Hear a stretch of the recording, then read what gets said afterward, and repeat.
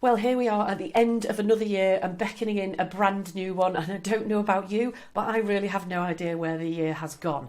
That's one of the reasons, though, why actually I think it's really important that at this time of year, you take the time, you take a breath, and you actually give yourself the opportunity to properly review your year in business.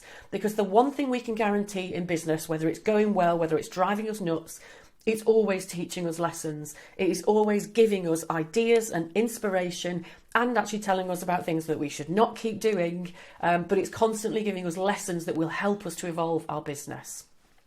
But often I find that people think they don't have the time for this review, or they just don't quite know where to start. So today I want to give you a little bit of a framework that will help you undertake structured-ish but constructive review of your business over the last year.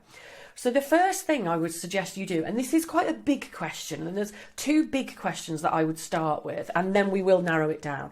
But the biggest questions I would ask is, number one, what are the biggest differences between your business now and your business a year ago? Because actually what you'll find is you will have achieved a lot of things or developed a lot of things over the course of the year, which you've actually forgotten that you've done. So if you sit and think about what was my business like 12 months ago versus now, that will give you some of those insights into what are the key changes and the key things that you have developed within that business in the year.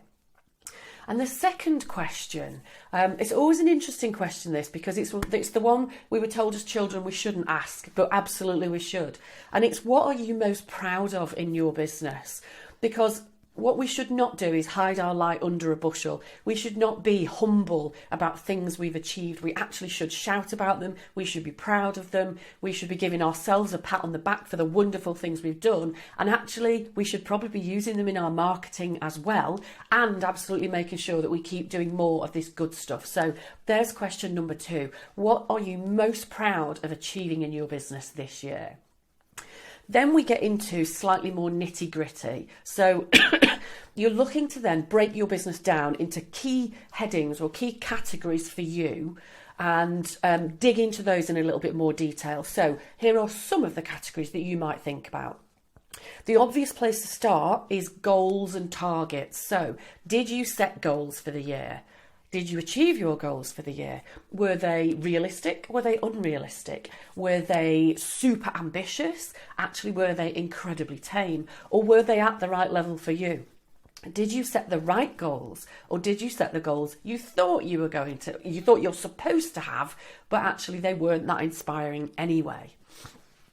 So really look at the goals that you set, how well you've done at achieving them.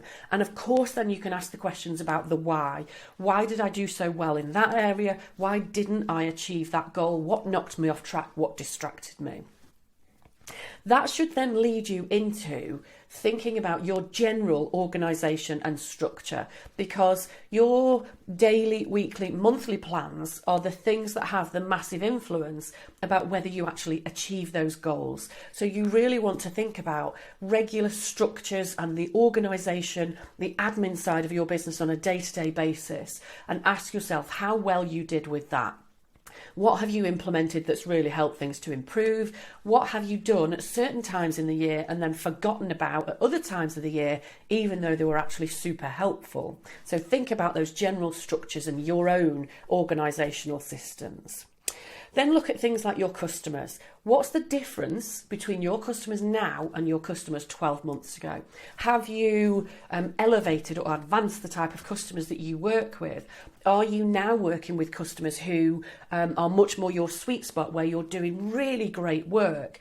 Or are you actually working with customers who are a bit dull or a bit boring, maybe don't appreciate you, maybe don't actually really want to pay what you know you should be charging? So really take a view on, who am I working with? How has that evolved? And is that evolving in the right direction?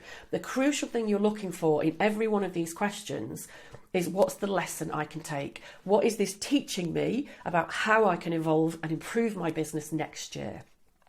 So then you can think about things like finances. How has that looked over the year? How does the performance in 2022 compare to 2021? Is it where you wanted it to be? What are the big factors that have influenced that? How consistent was it? Is it made up of the right kind of income and the right kind of sales of products and services? Think as well about your marketing. Obviously, this is a really key area to review. One of the most important questions you may well ask with your marketing is, how consistent was it? Because I'm sure we're all guilty at various times of being all excitable and everywhere with our marketing. Then things get busy and it drops off a bit of a cliff, and then we have to try and ramp up again. So consistency is really key. But ask yourself some quite challenging questions as well about the marketing that you have done. What has been effective? What has not been effective? Where have you spent either loads of time or loads of money and you have not generated the return that that time and money should have generated? What are you doing in your marketing that is not delivering results, but you're too frightened to actually cut off that marketing stream just in case it works one day?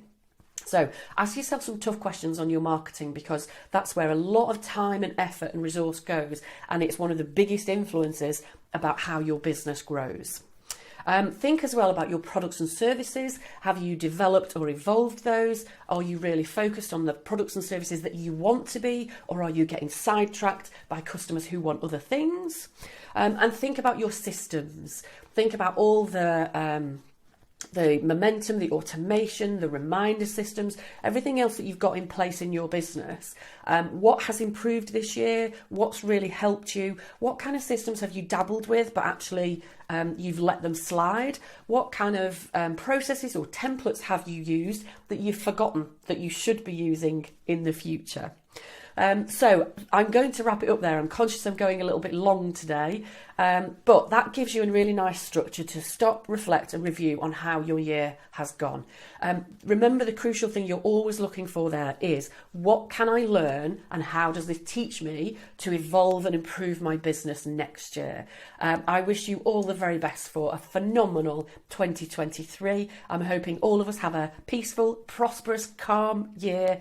And always, you know where I am. If you need some help with growing your business, just get in touch and I'd love to help you with that next year.